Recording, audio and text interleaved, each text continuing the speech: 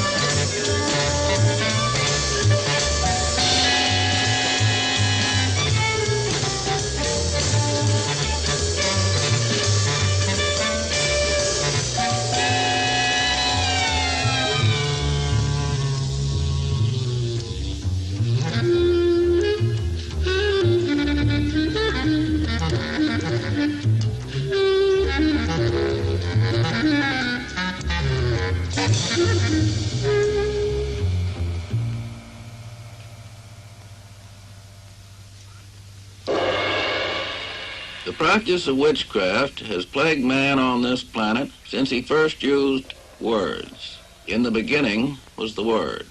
This is how the Persians pictured the origins of disease. Artists of antiquity illustrated the evil spirits of sorcery and magic, tracing these apparently indelible shadows in images which fit easily into primitive conceptions of the mystical world. Here, according to Maspero, is how the ancient Egyptians pictured the shape of the globe. Earth and water were surrounded by high mountains. The Egyptians imagined an iron sky held up by pillars fixed into the mountains. The stars were suspended from the sky on solid cords. Others believed the sky was curved and the earth made up of terraces. In the Middle Ages, evil spirits of antiquity were transformed into demons, prowling about everywhere to tempt mankind. The demons dwelt in the innermost parts of the earth. The globe and its waters were seen as the center of the universe. Outside this, the Middle Ages postulated first a layer of air, then a layer of fire. Beyond this layer of fire moved the planets. Each planet was fixed in its sphere, which was mobile and transparent. Beyond the planets, the stars were attached to another sky.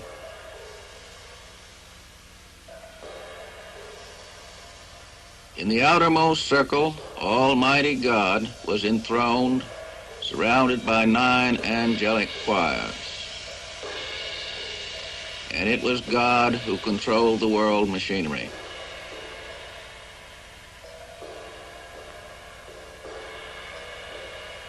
In the bowels of the earth was hell and its eternal torments, one of which was to find yourself being put into a boiling cauldron.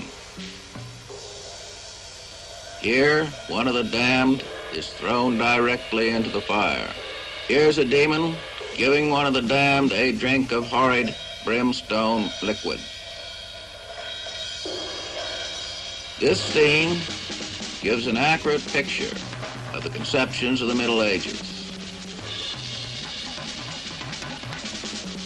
Look at these two demons stoking the fire so energetically beneath the cauldron.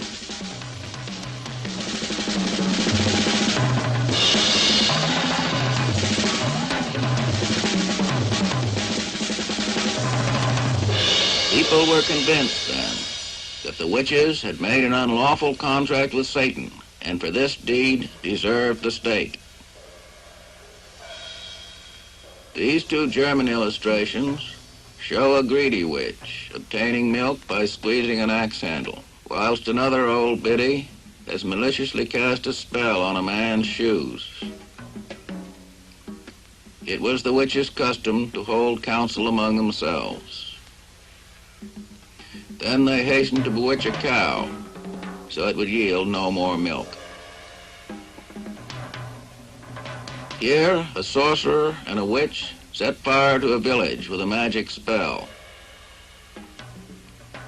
Witches were also believed capable of healing the sick with powders and magic brews. When the witch celebrated the Sabbath at night with the demons, she was stark naked. Women who wanted to take part in these ceremonies made secret visits to the witches, where the old hags rubbed their backs with magic ointment. Thanks to this procedure, they could fly to the Sabbath on broomsticks. At the Sabbath, their first duty was to profane the sacred symbol of the cross. Satan gives each participant a special name. Next, a solemn feast takes place. Decaying corpses from the gallows usually made up the main course. All the witches had to show their respect for Satan by kissing his ass. After an erotic caper with the demons, these women of the damned return home at first cockcrow. Famous engravings from the Middle Ages and the Renaissance show you how.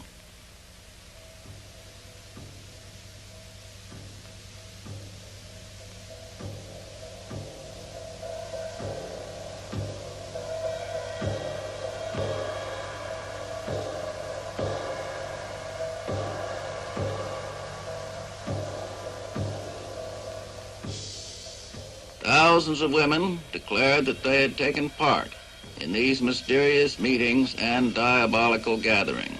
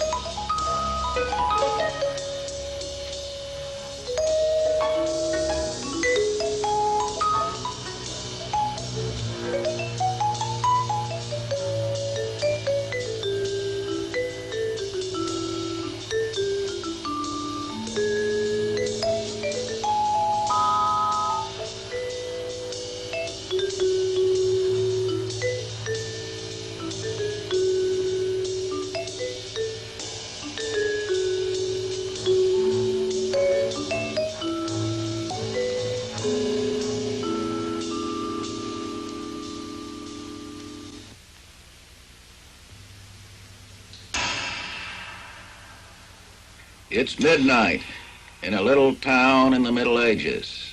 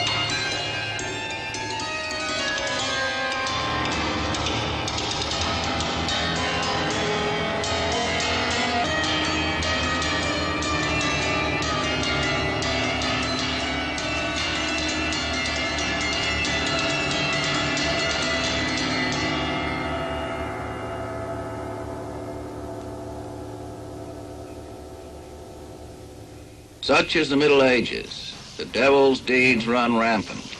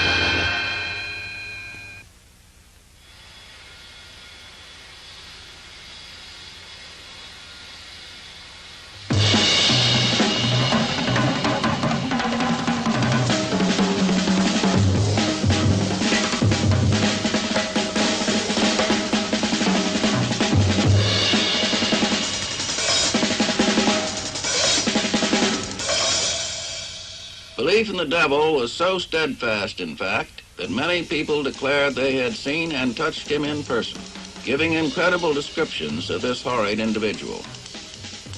In a nightmare, as a seductive suitor, Satan assumes many forms. He has been seen as a prince, a peasant, a friar, a dog, a pebble, a pitchfork, but, as legend has it, never as a fount of holy water.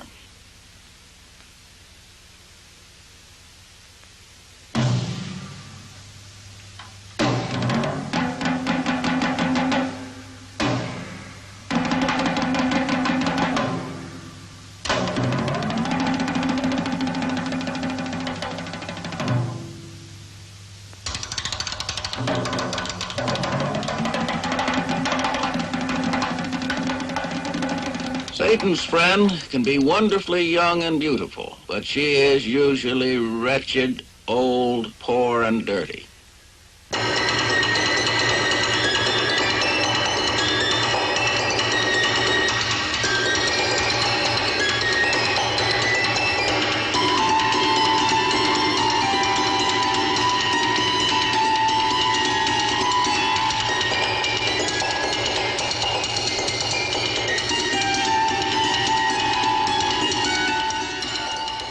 After the curfew bell is rung and all the lights are out, Satan comes looking for Apollyon to escort her to the night's foul happenings.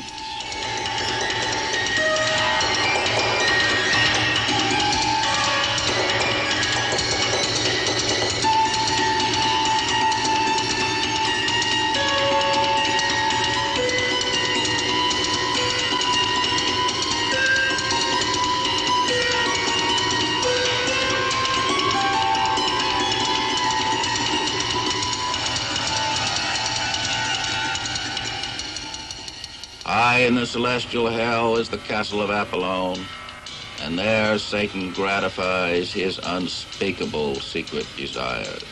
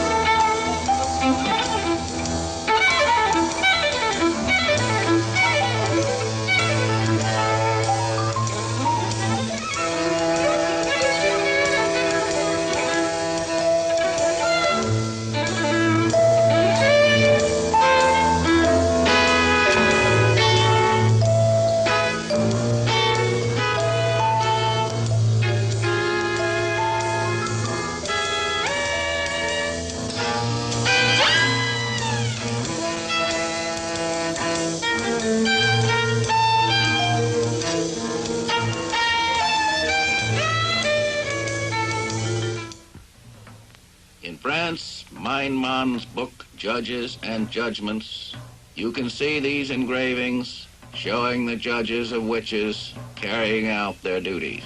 To find out if the witch is guilty, she is made to undergo the water truth. Here the witch is tied up. Then they take her to the deepest spot. If she floats, she is burned at the stake, and if she sinks, the judges thank God for her innocence.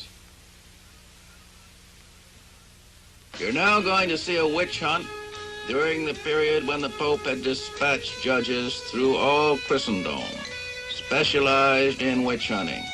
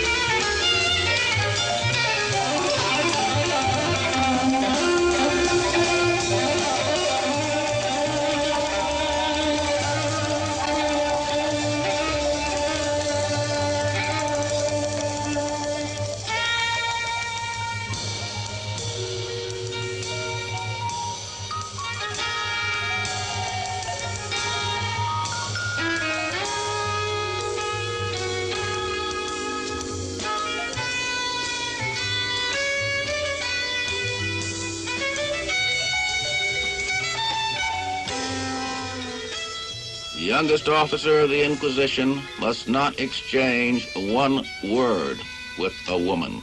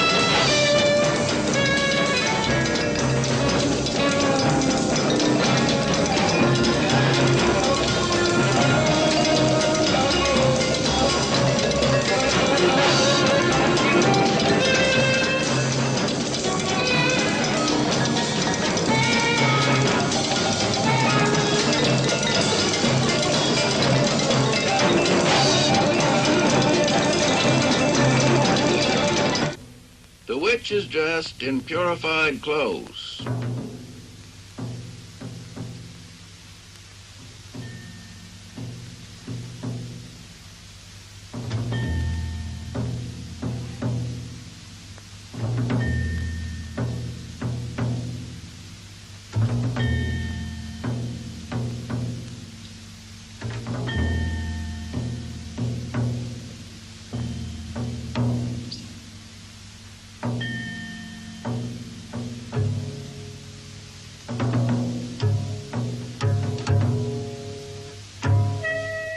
The accused spend their nights as the judges see fit. Two men try to make her confess. Now watch. This is the tough cop and the con cop technique, still used in police stations of the world.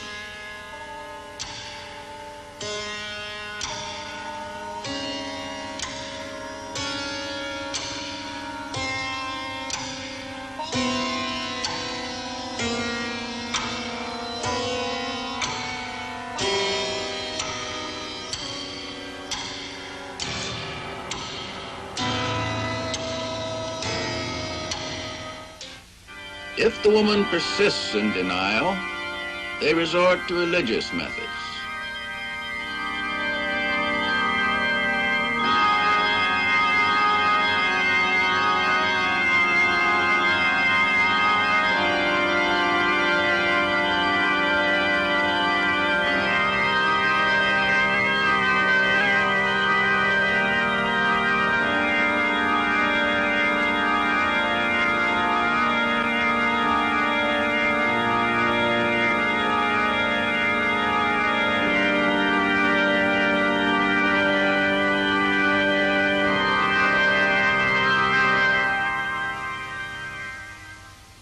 Then, if she is still obstinate, they throw her into the torture chamber, but from behind, so that she cannot cast a spell on the judges.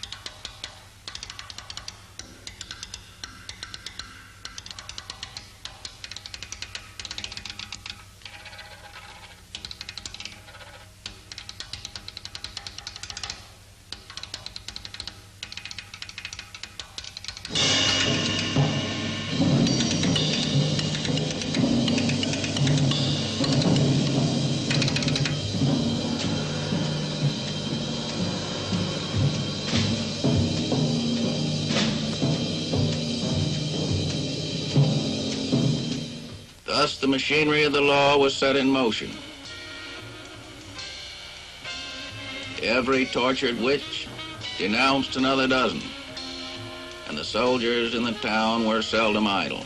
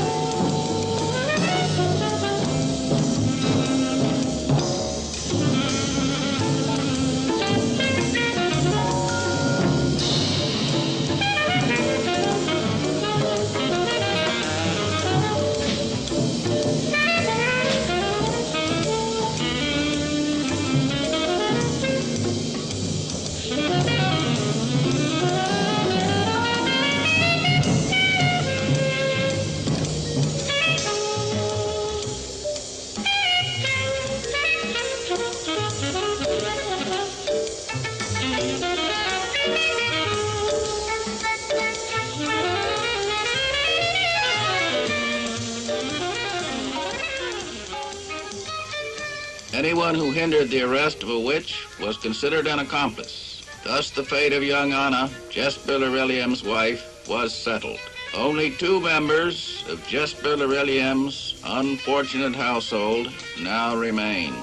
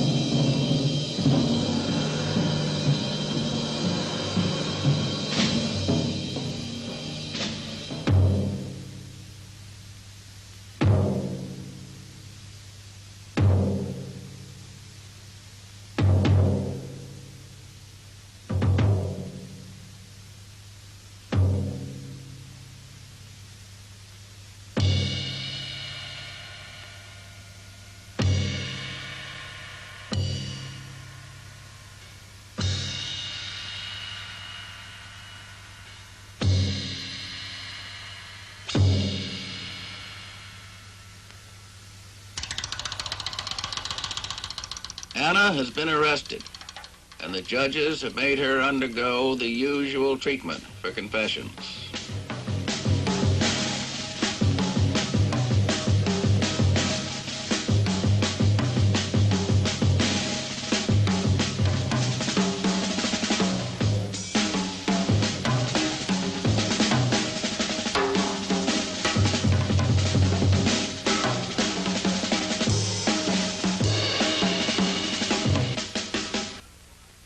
Suppose the young woman resists, and that no menace, no torture will make her confess. How did the judges react?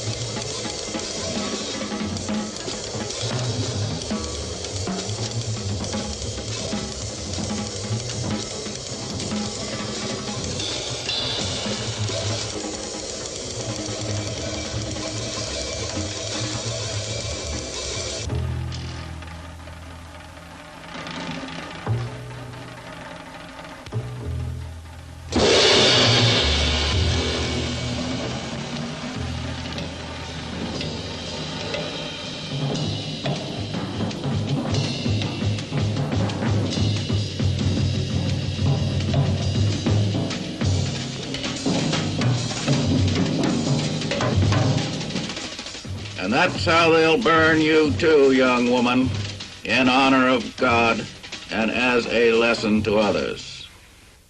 After setting up stake after stake and cleaning out all the witches in town, the judges move on to the next, bearing the good tidings. They do their work and go. Like a mental epidemic, the madness of witchcraft spreads wherever these judges settle down. In 2 centuries, 8 million victims were burned alive at the stake for the crime of witchcraft. The accounts given by the witches are so precise that they satisfy the most exacting judges. Thus, numerous women confessed that they had changed themselves into cats and at nightfall polluted the altar, while 2 demons in animal form kept watch at the church door.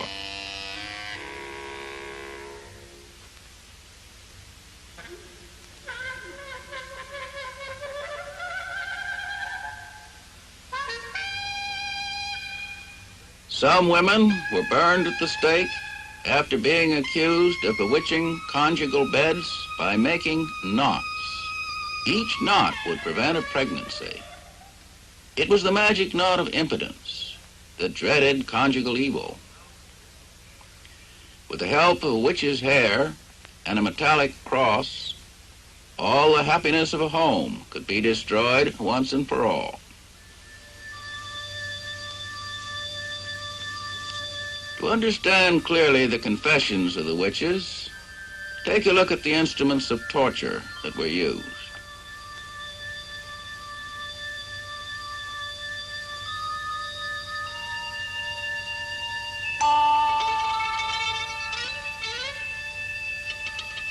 There's little doubt that any one of us would confess incredible things with the help of such arguments.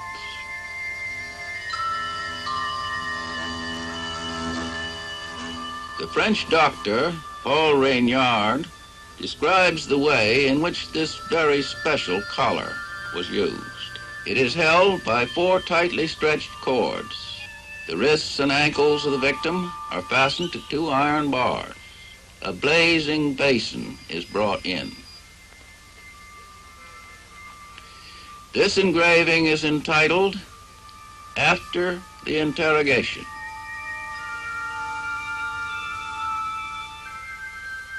At the start of the questioning, a light torture was used. The thumb screw, for example.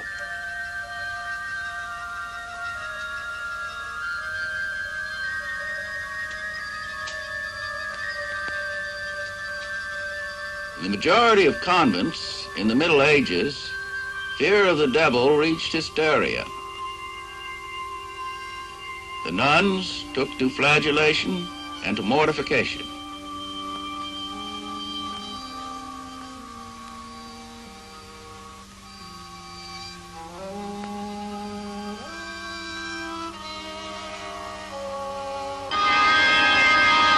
When one of the sisters was afflicted with infernal visions, the whole convent would soon fall prey to this madness.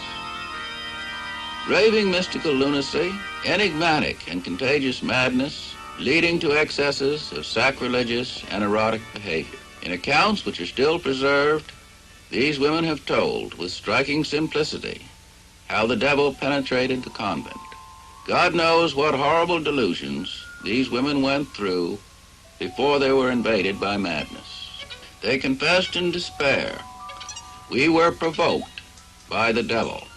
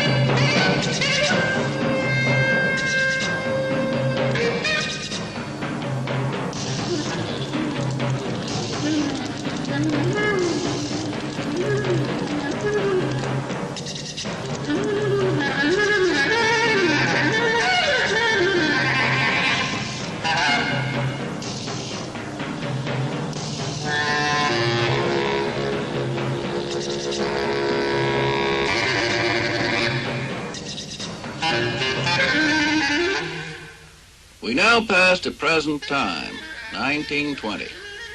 The majority of witches in former times were poor old women, like the ones that are now sent to homes for the aged and charity institutions. Thus, many women were accused of witchcraft only because of their appearance or physical deformities. And today, as of old, they are the first to believe in the devil.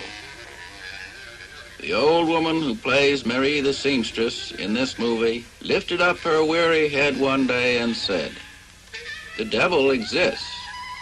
I saw him one evening, sitting on the edge of my bed."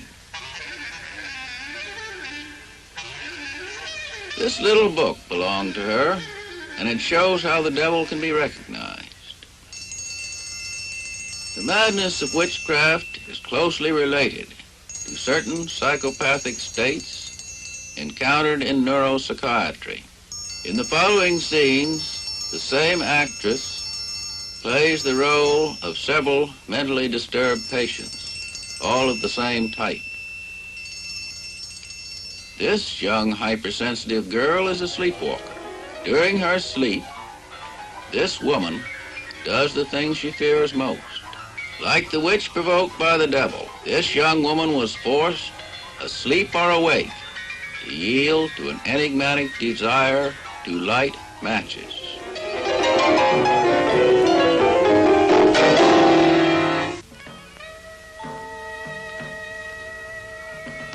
Is this idea related to her morbid terror of fire, from which she has suffered agonies since her house was burned down one night? She explains that she feels a struggle with an extraneous will stronger than her own.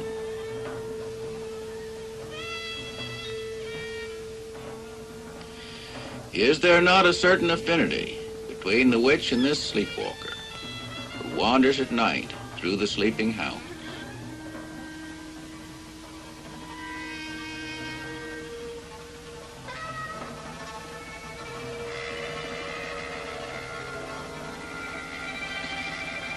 Doesn't she remind us of the nun who, provoked by the devil, caused a revolution in the convent?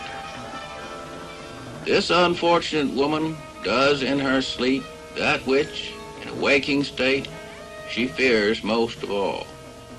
These states fall into the category of psychic illness we call hysteria today. Remember the witch who is visited by the devil at night? The hysteric nowadays is not visited by the devil, but sometimes by an artist, a fashionable religious teacher, or by a famous doctor who comes to disturb the peace of her dreams.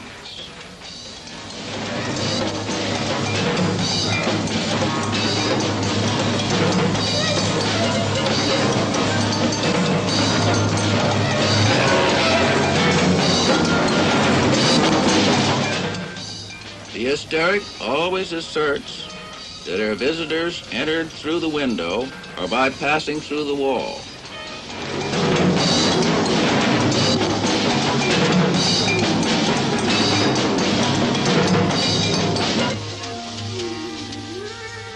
Notice how this unconscious woman clings to the bed. Among the real sufferings of the hysteric, there are more than a few pretenses.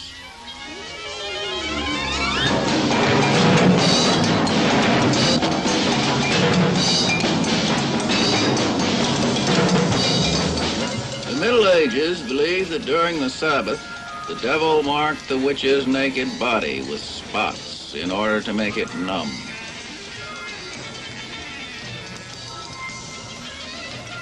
In fact, the torturer often found insensitive and numb spots on the back of the accused.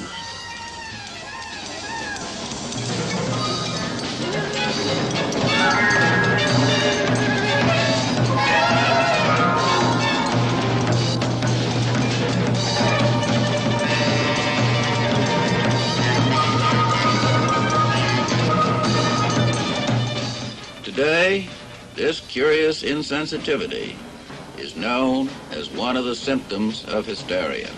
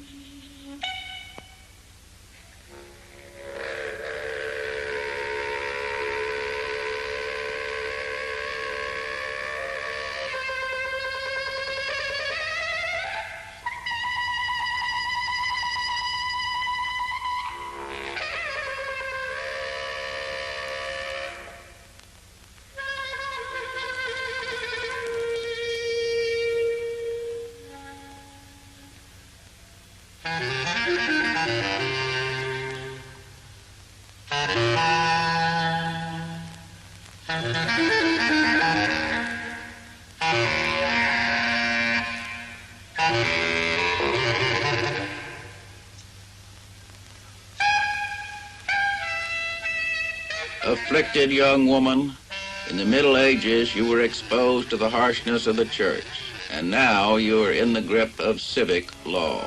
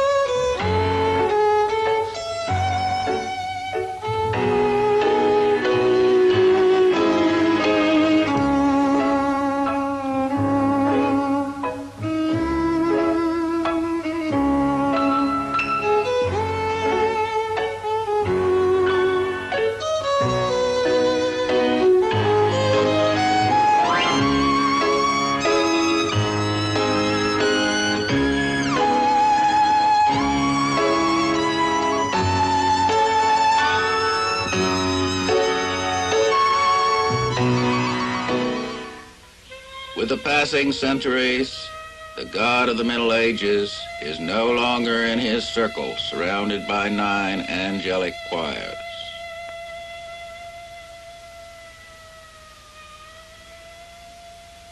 We no longer prostrate ourselves in agony in front of the pictures on church walls.